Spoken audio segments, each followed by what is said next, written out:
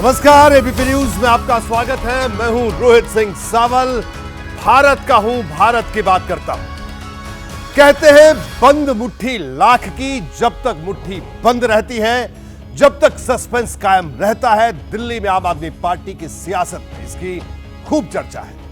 मुख्यमंत्री केजरीवाल ने सीएम पद से इस्तीफे का ऐलान तो कर दिया है, लेकिन अगला मुख्यमंत्री कौन होगा यह अब तक साफ नहीं है। आज शाम पार्टी ने पीएसी की बैठक की, लेकिन इस बैठक में सार्वजनिक चर्चा की जगह मुख्यमंत्री केजरीवाल ने सभी सदस्यों से 1-to-1 बात की। अब कल आम आदमी पार्टी के विधायक दल की बैठक में नए मुख्यमंत्री पर फैसला होगा। भारत की बात में खबर उत्तर प्रदेश के मुख्यमंत्री योगी आदित्यनाथ के उस बयान की भी होगी जिसमें सुदर्शन चक्र का जिक्र है। दंगाइयों को बुलडोजर देने और भक्तों के लिए राम मंदिर का निर्माण कराने की बात है। आखिर सीएम योगी ने यह बात क्यों कही, किसके लिए कही, आपको बताऊंगा। आज बात एनडीए की भी होगी जिसके भीतर से जातीय जनगणना की मांग तेज हो गई है।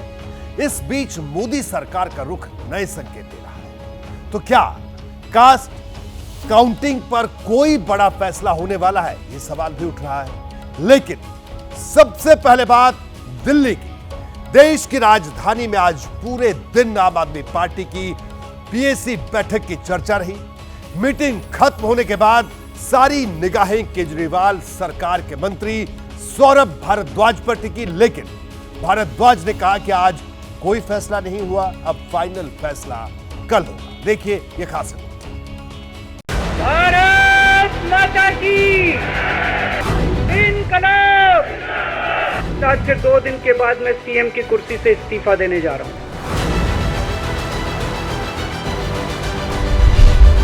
कौन बनेगा दिल्ली का अगला मुख्यमंत्री, इस पर सस्पेंस अब तक कायम है। केजरीवाल मुख्यमंत्री पद से इस्तीफा देंगे ये तो रविवार को ही तय हो गया था, लेकिन उनके बाद कौन बनेगा दिल्ली का अगला मुख्यमंत्री, इस पर कायम सस्पेंस आम आदमी पार्टी की राजनीतिक मामलों की समिति की बैठक के बाद भी खत्म नहीं हुआ। मुख्यमंत्री अरविंद केजरीवाल जी ने वहां पे मौजूद नेताओं और मंत्रियों से 1-to-1 नए मुख्यमंत्री के विषय में चर्चा की और कल विधायक दल की मीटिंग होगी और इस चर्चा को दूसरे चरण में कल विधायकों के साथ मुख्यमंत्री ले जाएंगे। कहा जा रहा था कि पीएसी की बैठक में नए मुख्यमंत्री के नाम का ऐलान हो सकता है, जिसे मंगलवार को होने वाली विधायक दल की बैठक में आगे किया जाएगा, लेकिन ऐसा नहीं हुआ। यानी नए मुख्यमंत्री का नाम अरविंद केजरीवाल की मुट्ठी में है। मुट्ठी खुलेगी तभी पता चलेगा कि दिल्ली का अगला मुख्यमंत्री कौन होगा, क्योंकि अटकलें तमाम हैं और इतने ही नाम हैं, लेकिन सबसे ऊपर हाई कमान है। 1-to-1 मीटिंग हुई है, इसलिए किसी को भी दूसरे के आकलन का कोई अंदाजा नहीं है।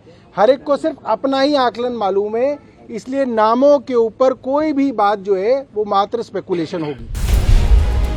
अनुमान के गणित में कोई आतिशी का नाम ले रहा, कोई कैलाश गहलोत का, तो कोई गोपाल राय का। यह भी कहा जा रहा कि अटकलों से अलग कोई चौंकाने वाला नाम भी सामने आ सकता है। अब विपक्ष इस पर चुटकी ले रहा। माननीय मुख्यमंत्री अरविंद केजरीवाल जी तो यू टर्न के मास्टर हैं। मैं पूछना चाहती हूं कि ये जो 2 दिन की उन्होंने मोहलत मांगी थी 48 घंटे की, क्या उनके दल में समन्वय नहीं बन रहा? किसी प्रकार का दंगल चल रहा है क्या?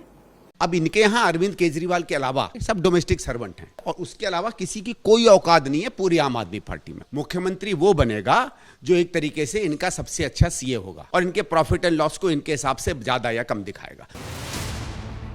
अब 17 सितंबर दिन मंगलवार को होगा अगले सीएम का फैसला। खुद को हनुमान भक्त कहने वाले अरविंद केजरीवाल के लिए यह दिन बेहद खास होगा।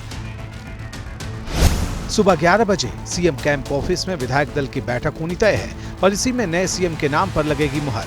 इसके बाद केजरीवाल शाम को एलजी से मिलेंगे, फिर साफ हो जाएगी नई सरकार की तस्वीर।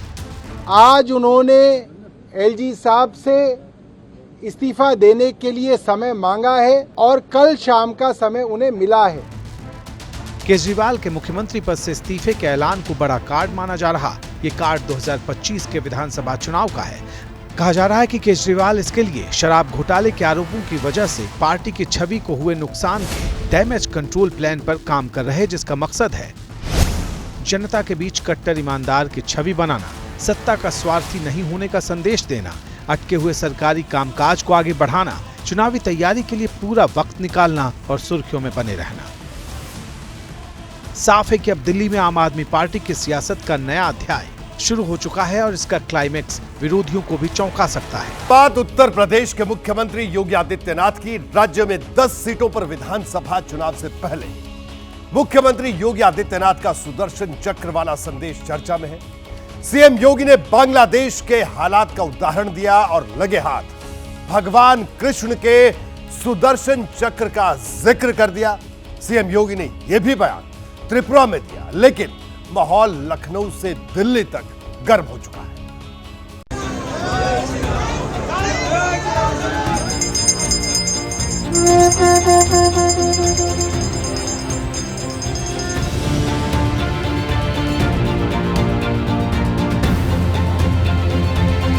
तो भगवान श्री कृष्ण एक हाथ में मुरली है तो दूसरे हाथ पे सुदर्शन भी तो है उनके हाथ में। केवल मुरली से काम नहीं चलेगा, बल्कि सुरक्षा के लिए सुदर्शन भी आवश्यक है। मुरली के साथ सुदर्शन चक्र को जरूरी बताने वाली ये बात मुख्यमंत्री योगी आदित्यनाथ ने लखनऊ से तकरीबन 2000 किलोमीटर दूर त्रिपुरा के बाराकथल में कही।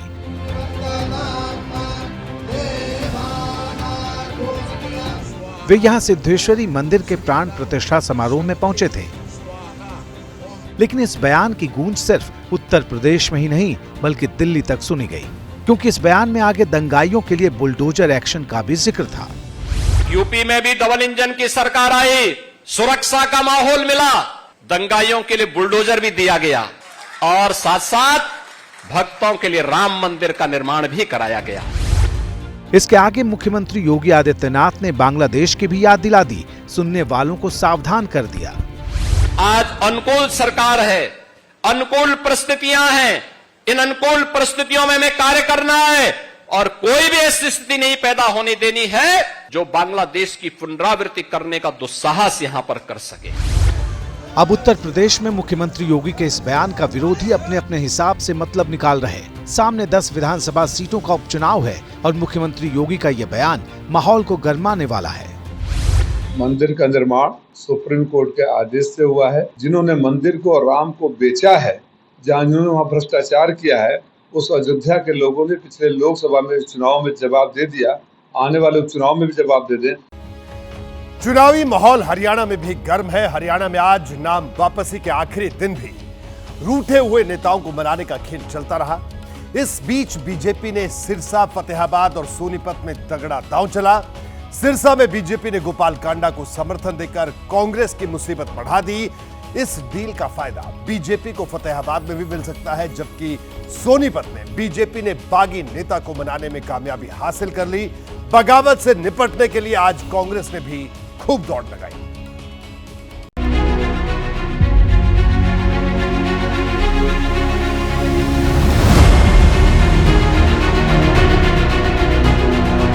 हरियाणा के चुनावी कुरुक्षेत्र में दांव पर 90 सीटें हैं। हर सीट पर जाति का गणित बिठाने और बागियों को मनाने में कांग्रेस और बीजेपी की सांस फूलती रही। पर्चा वापस लेने के आखिरी दिन बीजेपी को पहली कामयाबी सिरसा में मिली, जहां बीजेपी और गोपाल कांडा की हरियाणा लोकहित पार्टी यानी HLP ने बड़ा उलटफेर कर दिया। इसकी शुरुआत हुई बीजेपी की तीसरी और अंतिम लिस्ट में सिरसा से टिकट पाने वाले बीजेपी उम्मीदवार रोहताश जांगड़ा की पर्चा वापसी से। इस पर अटकलें तेज होती इससे पहले ही खबर आ गई कि सिरसा में बीजेपी गोपाल कांडा का समर्थन करेगी। बीजेपी कैंडिडेट के मुकाबले से हटते ही ये तय हो गया कि सिरसा में अब चुनावी मुकाबला मौजूदा विधायक गोपाल कांडा और कांग्रेस उम्मीदवार गोकुल सेतिया के बीच होगा। 2019 के विधानसभा चुनाव में गोपाल कांडा को निर्दलीय उम्मीदवार गोकुल सेतिया ने जबरदस्त टक्कर दी थी। उस चुनाव में गोपाल कांडा महज 602 वोटों से जीते थे। इस बार गोकुल सेतिया कांग्रेस की टिकट पर मैदान में है। ऐसे में बीजेपी मैदान में रहती तो वोट बंटने का फायदा कांग्रेस को हो सकता था। गोपाल कांडा की HLP फिलहाल बेशक अभय चौटाला के इंडियन नेशनल लोकदल के साथ गठबंधन में है, लेकिन उन्हें बीजेपी का करीबी माना जाता है। उन्होंने बीजेपी सरकार को लगातार समर्थन दिया। गोपाल कांडा के सिरसा और उसके आसपास के इलाकों के गैर जाट वोटों पर अच्छी पकड़ बताई जाती है। पंजाबी समुदाय अग्रवाल समाज पर भी गोपाल कांडा का मजबूत असर है। गोपाल कांडा से डील करके बीजेपी ने सिर्फ कांग्रेस के लिए सिरसा सीट पर चैलेंज ही नहीं बढ़ाया, बल्कि फतेहाबाद में अपना रास्ता भी साफ कर लिया है।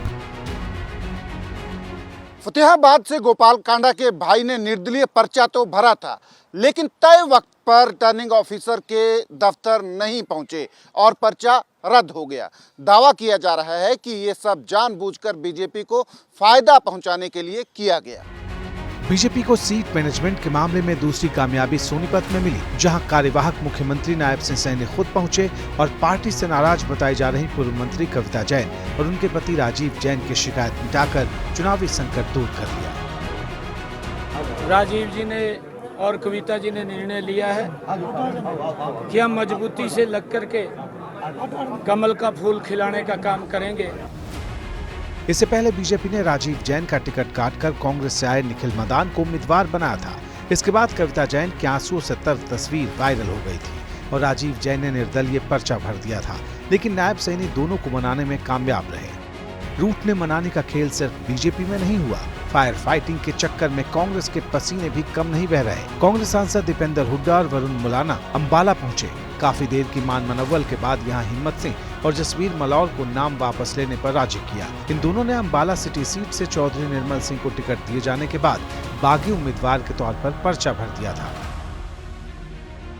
एक आग्रह लेके आए, हम उनका धन्यवाद करते हैं कि हमारे भाई हिम्मत ने हमारे आग्रह को माना है। ये हमारी पार्टी के लिए राहुल गांधी समेत इंडिया गठबंधन के तमाम नेता अब तक जातीय जनगणना को लेकर बीजेपी के खिलाफ हथियार की तरह इस्तेमाल करते रहे, लेकिन जैसे ही जनगणना की सुगबुगाहट हुई, एनडीए में भी जातीय जनगणना को लेकर सुर तेज हो रहे हैं। बिहार बीजेपी के नेता तो खुलकर कह रहे हैं कि वो जातीय जनगणना का समर्थन करते हैं। सवाल यह है कि क्या एनडीए ने जातीय जनगणना के मुद्दे पर विपक्ष को उसी के हथियार से परास्त करने की तैयारी कर ली है?